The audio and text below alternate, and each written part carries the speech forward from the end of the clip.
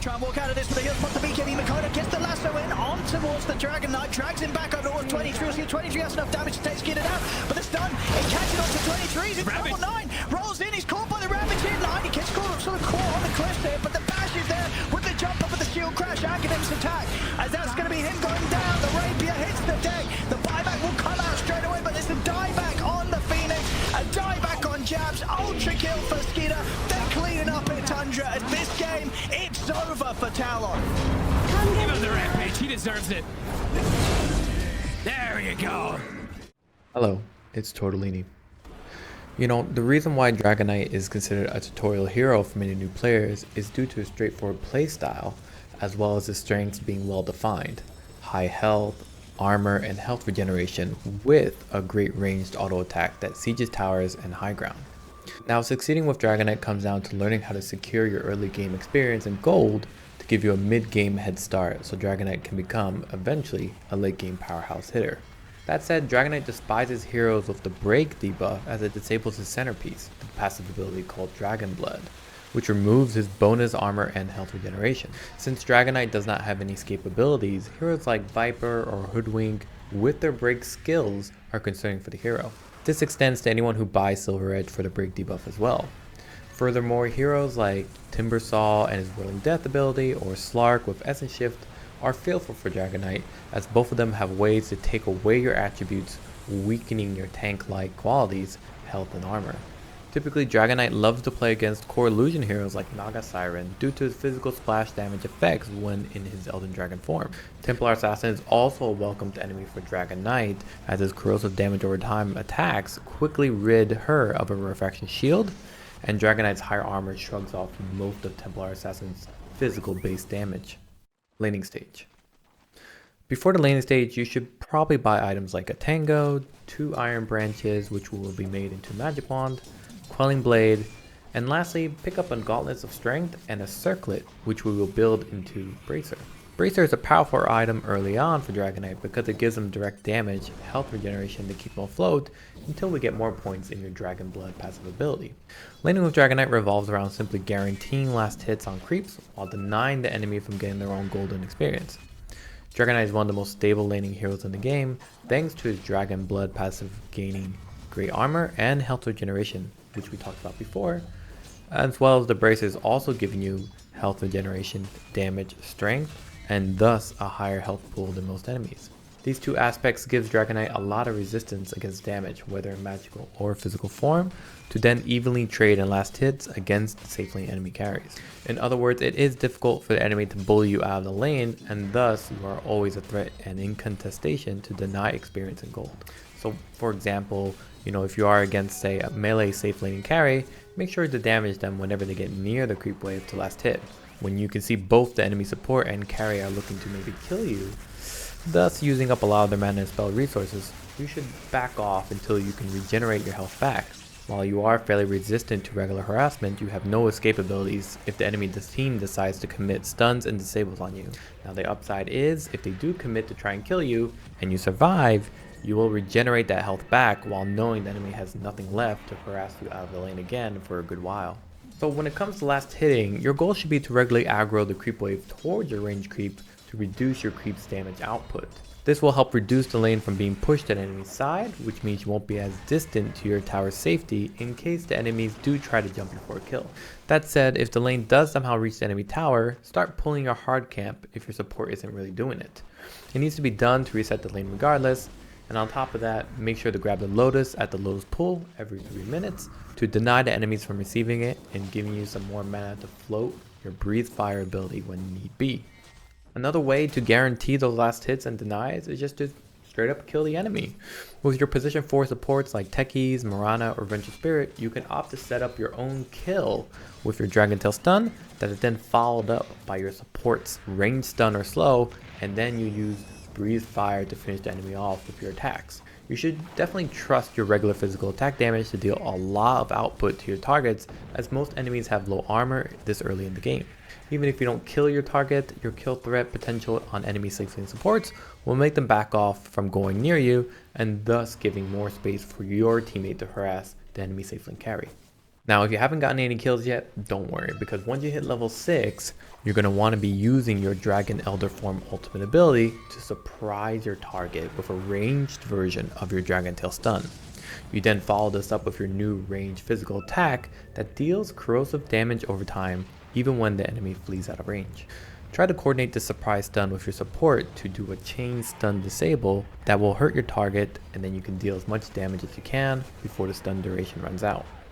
Once the enemies are dealt with, shift your focus onto the enemy tower, since your corrosive damage over time debuff also works on buildings, tearing it down quite quickly.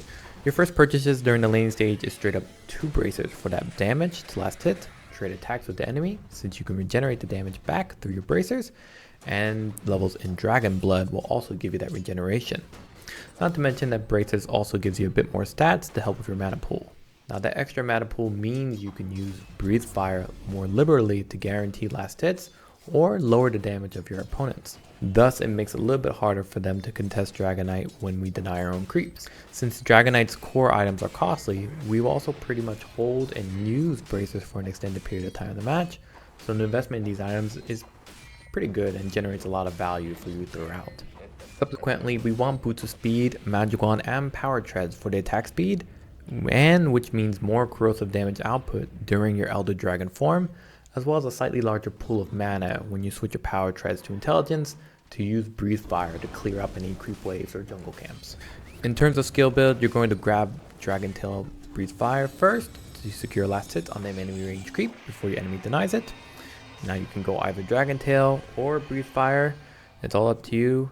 Dragon Tail is instant, and Breathe Fire can be casted from further away, but it has a bit of a travel time delay.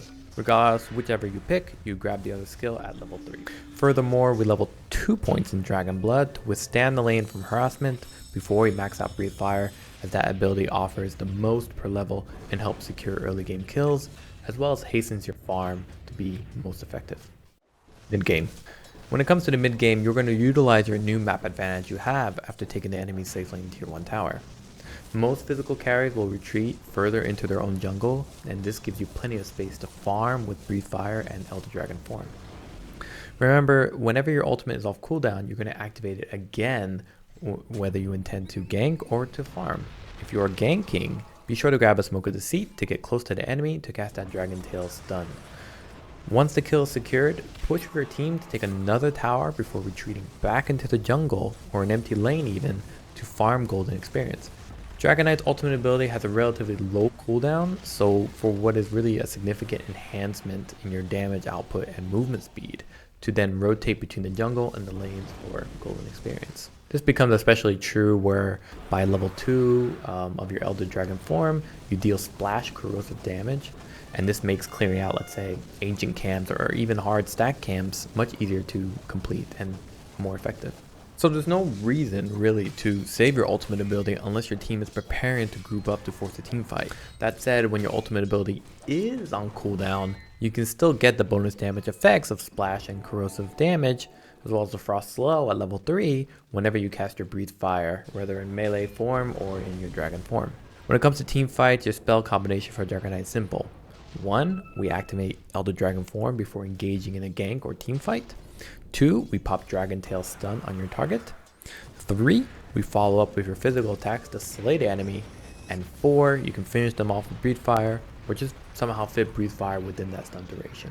Oh, and if you picked up the Ag Shard, you are casting your Fireball right after Dragon Tail to maximize its damage duration.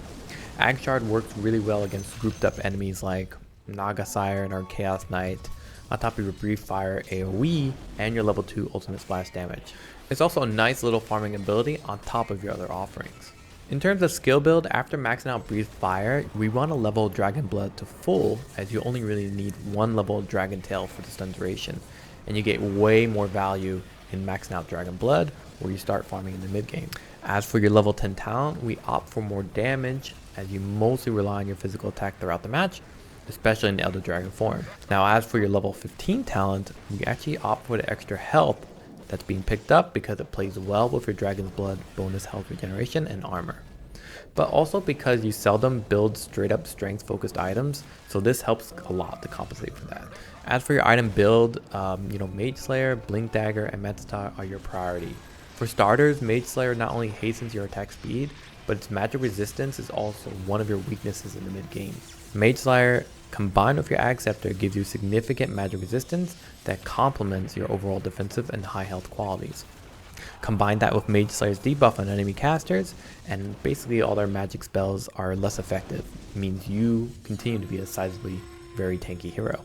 Blink Dagger, despite your increased movement speed when in dragon form, most enemies can see Dragonite coming from a mile away. So with the ranged Dragon Tile Stun and Blink Dagger, you can stun enemies before they can even react, and from pretty far away. Just make sure your team is actually near you to take advantage of your initiation, as sometimes Dragonite players are more focused on securing the stun for a kill rather than ensuring that their team is there to actually seize the opportunity. And lastly, your final necessary item is Manta Style.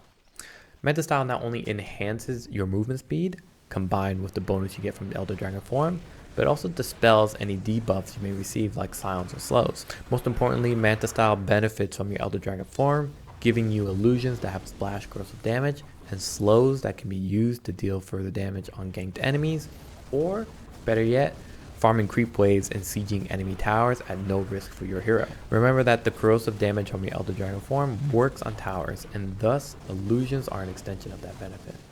Late game. In the late game, Dragonite is still all about initiating, but don't mistake his tankiness as being unkillable. You are just more difficult to kill.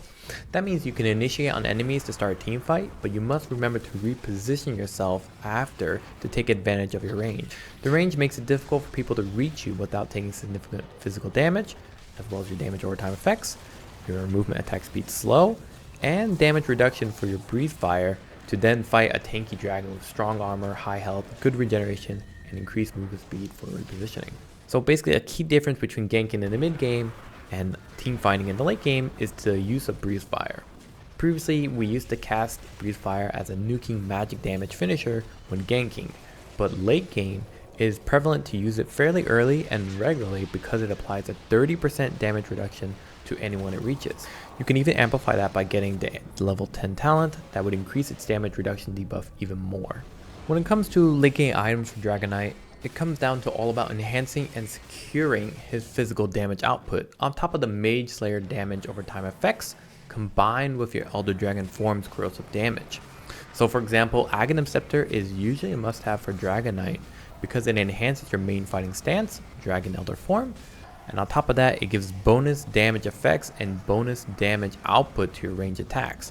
It also increases your magic resistance, which again pairs well with your Mage Slayer's magic resistance. And the Aghanim Scepter also gives free movement pathing, so you can literally go over cliffs, high ground. It makes initiating and positioning easier, knowing that your enemies cannot always chase you in the direction that you're going or see you coming from a direction you haven't gone before. Another item that's also very popular is Bloodthorn, a great option as it not only debuffs enemies with a silence, but your attacks now have an additional magic damage component and True Strike against evasive heroes. To add the extra attack speed is a desperate need for Dragonite, as his attack speed is a bit on the low side and the extra damage also works on your illusions, so Bloodthorn synergizes very well with everything that Dragonite has to offer. Octarine Core is also recommended as it lowers your ultimate abilities cooldown, giving you more Dragon Elder form uptime, as well as your abilities and items like Manta Style. It hastens your farm, split lane pushing, and fighting cycles. Alternatively, if you and your team are dealing with a lot of physical damage, Assault Cuirass is an option or a way to go, as the attack speed is again very enjoyed by Dragonite and his illusions while giving additional armor to top him off against any physical carries. Lastly, Black King Bar may be a necessary item for you if your Manta Style is not enough to dispel or disjoint or protect you from debuffs. Usually Dragonite is okay taking certain debuffs to the face like slow or silence, so as long as he can keep auto attacking while in dragon form. However, if those debuffs are used to then follow up with attacks, then maybe Black King Bar might be necessary to deter enemies from targeting you and giving you the time to unleash your attacks uninterrupted on top of all your other debuffs and effects. For your final talents at level 20 and 25, we grab the additional range when in dragon form and the AoE Dragon Tail Stun, which makes your initiation all the more stronger. Okay, that's it for me. Don't forget, if you see a heart in the comment section, it might be, very likely is, a helpful tip to play the hero even better. If you enjoyed my Dota builds in game for the past 11 years now, or want me to make more videos, support me on Patreon, where you can even have a guide named after you. You can also subscribe on my Twitch, become a member on my YouTube, or you can just say super thanks by pressing one of these buttons below this video. With your help, I'll be able to keep doing more guides, maybe probably afford a shirt that fits, an editor to pump out more helpful content.